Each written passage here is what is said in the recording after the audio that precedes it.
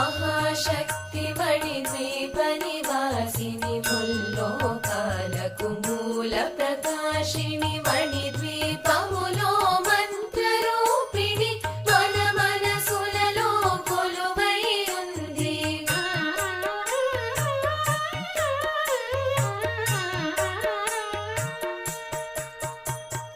సుగంధ పుష్పాలెన్నో వేలు అనంత సుందర సువర్ణ పూలు అచంచలం బగు మనో సుఖాలు మణి ద్వీపానికి మహానిధులు.